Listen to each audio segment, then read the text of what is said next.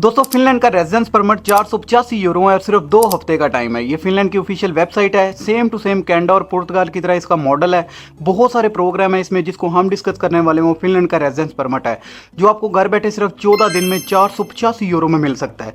इस residence permit को लेने के लिए आपकी एजुकेशन नहीं चाहिए, कोई लैंग्वेज कोर्स नहीं चाहिए और किसी को आपने CV और कवर लेटर नहीं सेंड करना और ना ही किसी कंपनी से आपको जॉब ऑफर लेटर चाहिए।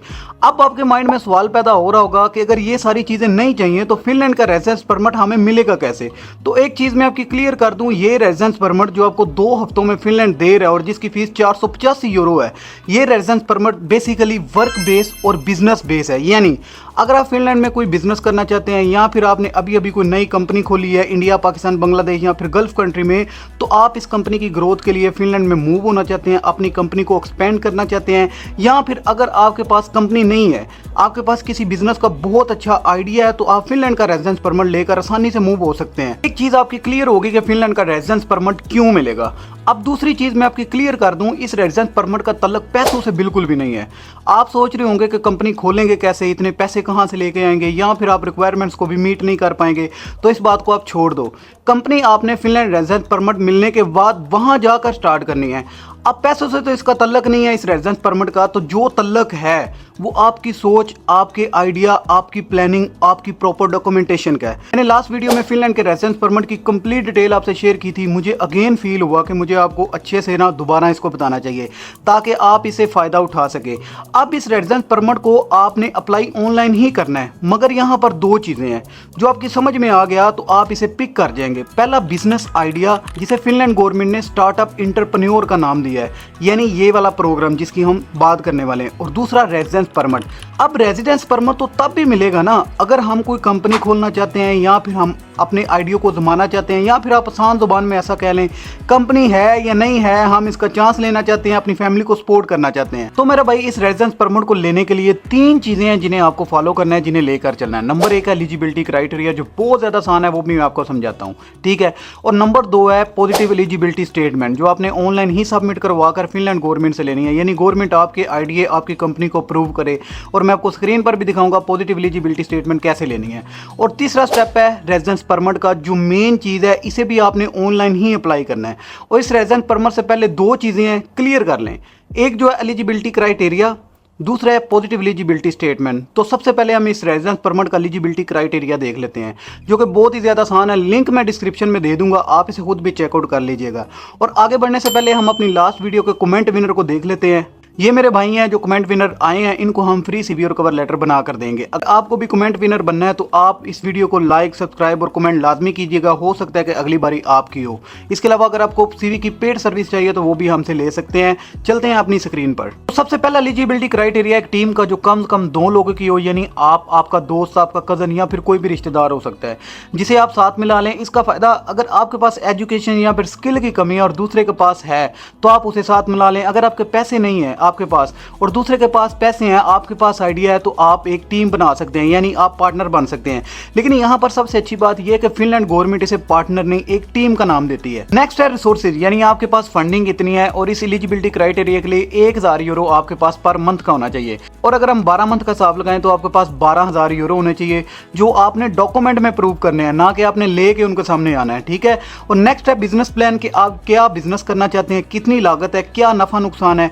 आपने एक प्रॉपर फिजिबिलिटी रिपोर्ट तैयार करनी है, फलां काम में इतना बजट है और इसमें इतना रेवेन्यू आएगा। और उसके बाद है सिग्निफिकेंट होल्डिंग, आप दोनों पार्टनर्स के पास कम से कम अपनी कंपनी के 60% शेयर होने चाहिए। और इसे जो अगला स्टेप है वो है इंटेंशन का, यानी आपने पूरे फोकस के साथ अपनी कंपनी की ग्रोथ के लिए फिनलैंड आना है और प्रॉपर इंटेंशन देनी है कि कंपनी 3-4 माह में ग्रोथ करे। ऐसा नहीं है कि 2-3 साल कंपनी का पता ही नहीं है कंपनी है कहाँ पर, उसमें जॉब्स भी जनरेट हुई हैं या नहीं, ठीक है।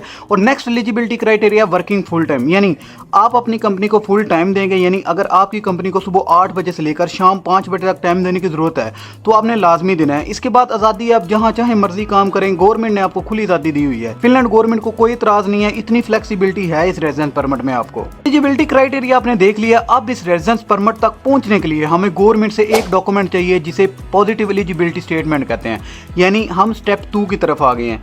यानी आपके प्लान को गवर्नमेंट अप्रूव करे, हाँ भाई वाकई कोई बिजनेस है, प्लान है, और कामयाब भी होगा फिनलैंड में, तो उसके लिए हमें ऑनलाइन ही एप्लीकेशन देनी है, अलग से हमें कुछ भी नहीं करना। कुछ सवालों के जवाब हैं इस सारे प्रोसीजर में, अभी पैसों का कोई तल्लक नहीं है। तल्लक है तो एक प्रॉपर नॉलेज का, प्रॉपर डॉक्यूमेंटेशन का। अप्लाई कैसे करना है इस पॉजिटिव एलिजिबिलिटी स्टेटमेंट को, उसके लिए मैं आपको फिर स्क्रीन पर लेके जाता हूँ। अच्छा, ये बिजनेस फिनलैंड के नाम से इनकी ऑफिशियल वेबसाइट है। यहाँ पर आपका टोटल प्रोसीजर होगा, ठीक है। 4 स्टेप हैं। सबसे पहला स्टेप, आपने अपना एलिजिबिलिटी क्राइटेरिया देखना है, जिसमें टीम है, रिसोर्सेज है, business plan, significant holding, intention, working full time, ठीक है। ये आपने एलिजिबिलिटी क्राइटेरिया देख लिया, आपने इसको विजिट करना है। मैं आपको जस्ट इंस्ट्रक्शन बता रहा हूँ। यहाँ पर एप्लीकेशन की सारी इंस्ट्रक्शन इन्होंने दी हुई हैं, आप इसे चेकआउट ज़रूर कीजिएगा अगर आपको कहीं से भी समझ नहीं आती तो, ठीक है। और अब इससे जो अगला स्टेप है, आपको चाहिए एलिजिबिलिटी स्टेटमेंट, ठीक है, जो आपने यहाँ पर अप्लाई करनी है, यही मैं आपको बताने लगा हूँ। अब जब आपको एलिजिबिलिटी स्टेटमेंट मिल जाएगी, ये मैं आपको एडवांस में बता दूँ, तो उससे जो अगला स्टेप है ना, वो आपके रेजिडेंस परमिट का है, जो आपने यहाँ से अप्लाई करना है। और उससे जो अगला स्टेप है कि आपने वहाँ पर जाकर कंपनी बनानी है, ये तीसरा स्टेप है। वहाँ पर जाकर, ये नोट करने वाली बात है, ठीक है। यहाँ पर नहीं, आपने यहाँ पर सिर्फ एक आइडिया लेना है, बिजनेस बताना है उनको, फिर आपने जाना है। और उससे जो अगला स्टेप होगा वो आपके स्टार्टअप परमिट का रीन्यू के लिए, यानी जब 2 साल के बाद आपको रीन्यू करवाना पड़ेगा तो आप तब करवाएंगे। सबसे पहला हमने देखना है एलिजिबिलिटी क्राइटेरिया, उसके बाद जो अगला स्टेप है वो है हमारा एलिजिबिलिटी स्टेटमेंट का, ठीक है। तो एलिजिबिलिटी स्टेटमेंट को हमने कैसे अप्लाई करना है, आपने रीड मोर वाले ऑप्शन पे क्लिक करना है, ठीक है। जैसे ही आप क्लिक करेंगे तो इस तरह का जो है ना इंटरफेस आपके सामने शो होगा। आप इसे चेकआउट कर लीजिएगा, मैं आपको जस्ट बता देता हूँ, ठीक है। अब यहाँ पर क्रिएट अ यूज़र अकाउंट और लॉगिन, आपने सबसे पहले यहाँ पर अगर नए हैं तो आपने अकाउंट बनाना है। अगर पहले किसी ने ट्राई किया है तो वो लॉगिन वाले ऑप्शन पर आ सकता है। मैंने वैसे पहले ट्राई किया हुआ है तो मैं इसको लॉगिन कर लेता हूँ जी। तो मैंने लॉगिन कर लिया है। तो सबसे पहले आपने यहाँ पर न्यू एप्लीकेशन वाले ऑप्शन पे क्लिक करना है। जैसे ही आप क्लिक करेंगे तो आपके सामने जो है ना 3-4 तरह के इनके जो बिजनेस मॉडल हैं वो शो हो जाएंगे। First residence permit, extend residence permit और इसके अलावा परमानेंट, ये सारे सीजनल वीज़ा, इसी तरह के सारे इनके जो प्रोग्राम है ना वो आपके सामने शो हो जाएंगे। लेकिन हम यहाँ पर अप्लाई करने लगे हैं फर्स्ट रेजिडेंस परमिट के लिए एलिजिबिलिटी स्टेटमेंट। तो आपने यहाँ पर क्लिक करना है। जैसे ही आप क्लिक करेंगे तो आपके सामने 3 तरह के ऑप्शन हो जाएंगे, वर्क है, स्टडी है या फैमिली के लिए आप करना चाहते हैं, ठीक है। तो बेसिकली हम वहाँ पर वर्क करना चाहते हैं तो हम वर्क वाले ऑप्शन पे क्लिक करेंगे, ठीक है। और जैसे ही आप क्लिक करेंगे तो यहाँ पर देखिए इंटरप्रेन्योर और स्टार्टअप इंटरप्रेन्योर, यहाँ पर मैं ये आप थोड़ी सी आपको कन्फ्यूजन होगी। इंटरप्रेन्योर ये वो चीज़ है जो यूएस कंट्री के लिए है, ईई कंट्रीज़ के लिए है, ठीक है। और स्टार्टअप इंटरप्रेन्योर उन लोगों के लिए है जो कि नॉन यू नेशनल है, स्पेशली इंडिया, पाकिस्तान, बांग्लादेश वगैरह से, ठीक है। आपने यहाँ पर क्लिक करना है। जैसे ही आप क्लिक करेंगे तो आपके सामने इस तरह का इंटरफेस शो होगा। आपने यहाँ पर I want to apply for eligibility statement on behalf my whole team, एक बंदा मैंने आपको पहले बताया है कि वो कर सकता है। फिल इन द एप्लीकेशन पर आए, सेम टू सेम तरीका है, सारी की सारी इंस्ट्रक्शन यहाँ पर मौजूद हैं। आप उस तरीके से इस फॉर्म को फिलअप कर सकते हैं, ठीक है। आपको मैं फॉर्म दिखा देता हूँ। तो आपके सामने इस तरह का इंटरफेस शो हो जाएगा। अब यहाँ पर आपने वही पर्सनल डिटेल अपनी ऐड करनी है, अपनी टीम की ऐड करनी है, अपना ईमेल दें, यहाँ पर नाम लिखें सबका और आप ऐड करते जाएं। आपका फॉर्म जो ना फिल हो जाएगा। अगर आपको कहीं से भी समझ नहीं आ रही तो आप यहाँ पर इनकी इंस्ट्रक्शन को देख सकते हैं और जैसे जैसे आप फॉर्म फिल करते जाएंगे ये आपको साथ साथ इंस्ट्रक्शन भी देते जाएंगे। पॉजिटिव एलिजिबिलिटी स्टेटमेंट आपने अप्लाई की। अब मान लो आपने अप्लाई किया, आपको पॉजिटिव एलिजिबिलिटी स्टेटमेंट का लेटर मिल गया, तो इससे अगला स्टेप, अब नेक्स्ट स्टेप की तरफ आ जाते हैं। आपने रेजिडेंस परमिट अप्लाई करना है और रेजिडेंस परमिट अप्लाई करने के लिए आपका टीम मेंबर, आपका और आपकी फैमिली, यानी आपकी जो पूरी टीम होगी उसका एक बंदा ही अप्लाई कर सकता है, ठीक है। और फिर जो है ना वो आप फीस जमा करवाएंगे, गवर्नमेंट से अप्रूवल आएगी और रेजिडेंस परमिट की जो फीस है वो तकरीबन 400 यूरो है, जो आपने ऑनलाइन ही पे करनी है। जब इसकी अप्रूवल आ जाती है 2 हफ्तों में तो आपने एम्बेसी जाकर स्टिकर लगवाना होता है जो कि लॉन्ग स्टे वीज़ा होता है। एक बात ज़हन में रखिएगा कि जब आपका रेजिडेंस परमिट वहाँ से अप्रूव होकर आता है तो एम्बेसी में कोई चांस नहीं होता कि वो आपका वीज़ा रिजेक्ट करे। आपको 110% जो है ना वो टाइप डी वीज़ा मिलेगा जिसकी फ़ीस 85 यूरो है, ठीक है।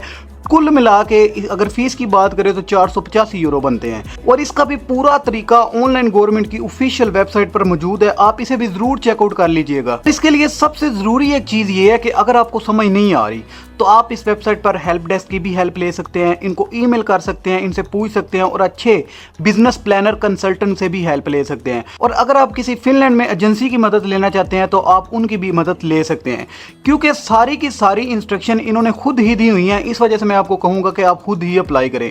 सिर्फ डॉक्यूमेंटेशन है, डॉक्यूमेंटेशन आपने फिल आउट करना है, आपने एलिजिबिलिटी क्राइटेरिया देखना है, उसके बाद आपने अपने एलिजिबिलिटी क्राइटेरिया देखकर फिजिबिलिटी रिपोर्ट तैयार करनी है, पॉजिटिव एलिजिबिलिटी स्टेटमेंट लेनी है और स्टेटमेंट लेने के बाद आपने अपना जो है ना रेजिडेंस परमिट अप्लाई करना है। ये एक छोटा सा काम है और सब कुछ जो है ना गवर्नमेंट ने खुद बताया हुआ है स्टेप बाय स्टेप हमने अप्लाई कैसे करना है। आई होप आपको इस वीडियो से काफ़ी ज़्यादा चीज़ें समझ में आ गई होंगी। सबसे पहले एलिजिबिलिटी क्राइटेरिया देखना है, मैं आपको फिर बोल रहा हूँ, फिर आपको पॉजिटिव एलिजिबिलिटी स्टेटमेंट के लिए अप्लाई करना है, उसके बाद आपको रेजिडेंस परमिट की एप्लीकेशन देनी है जो 2 हफ्तों के अंदर अंदर आपको मिल जाएगी और इसे लेकर आपने फिर एम्बेसी में जाकर स्टिकर लगवाना है। यानी टोटल 4 स्टेप में। आपकी मोहब्बतों का बहुत ज़्यादा शुक्रिया। अपने इस चैनल को ज़रूर सब्सक्राइब कर लिए। मिलते हैं एक नई इन्फॉर्मेशन के साथ। अल्लाह हाफिज़।